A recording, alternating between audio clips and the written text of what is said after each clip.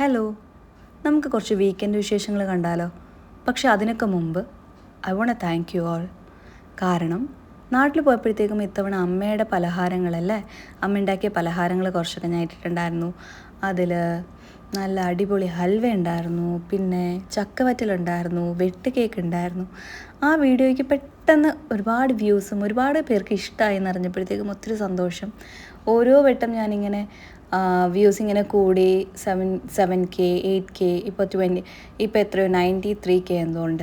അപ്പോൾ ഞാൻ ഒരു വട്ടം അമ്മയെ വിളിക്കുമ്പോൾ പറയാം അമ്മയുടെ വീഡിയോയ്ക്ക് ഒരുപാട് വ്യൂസ് കിട്ടുന്നുണ്ടെന്ന് പറയുമ്പോഴത്തേക്കും ഒരു പ്രത്യേക സന്തോഷമാണ് കേട്ടോ. അപ്പോൾ anyway thank you so much. അപ്പോൾ എൻ്റെ ഈ ഒരു ആഴ്ചയിൽ ഞാനൊരു സാറ്റർഡേ സൺഡേ എന്തൊക്കെയാണ് ഞാൻ ചെയ്തതെന്ന് പറയാം. കാരണം ഇത് ഓരോ വട്ടം ഞാൻ ഓരോ ചെറിയ ചെറിയ ക്ലിപ്പിങ്സ് എടുക്കുമ്പോഴത്തേക്കും ഞാനിങ്ങനെ വിചാരിക്കും ഓക്കെ ഞാനത് ഫിനിഷ് ചെയ്യണം. അതുപോലെയായിരുന്നു ആ ചിക്കൻ ഫ്രൈ ഞാൻ ഫ്രൈഡേ നൈറ്റ് എന്തോ ഉണ്ടാക്കിയതാണ് ഓഫീസിൽ നിന്ന് വന്നിട്ട്.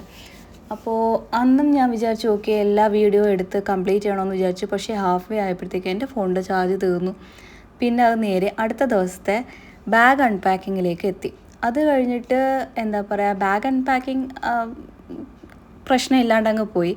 അത് കഴിഞ്ഞപ്പോഴത്തേക്ക് ഞാൻ എന്ത് ചെയ്തു, നല്ല വയനയില കൊണ്ടുവന്നിട്ടുണ്ടായിരുന്നു. 1 മാസമായി നാട്ടിൽ പോയിട്ട് വന്നിട്ട്. അപ്പോൾ നാട്ടിൽ നിന്ന് കൊണ്ടുവന്നായിരുന്നു.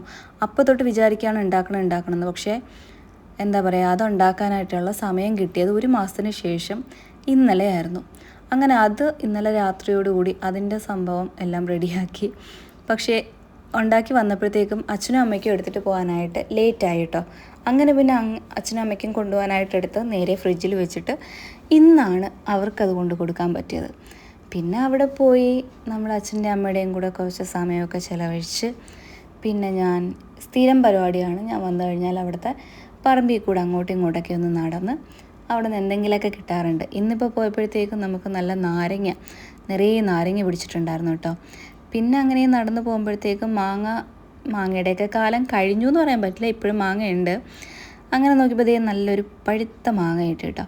അങ്ങനെ അതൊക്കെ എടുത്തുകൊണ്ട് വന്നു. പിന്നെ സായി കുടിക്കുകയും ഡാഡിയും കൂടെയൊക്കെ അവിടെ എന്തൊക്കെയോ പരിപാടികളൊക്കെ ഉണ്ടായിരുന്നു. അതൊക്കെ കഴിഞ്ഞ് നമ്മുടെ താരക്കുട്ടിയും ജാക്കൂട്ടൻ്റെയൊക്കെ അടുത്ത് ബൈയും പറഞ്ഞ് നേരെ ഞങ്ങൾ വീട്ടിലേക്ക് വന്നു.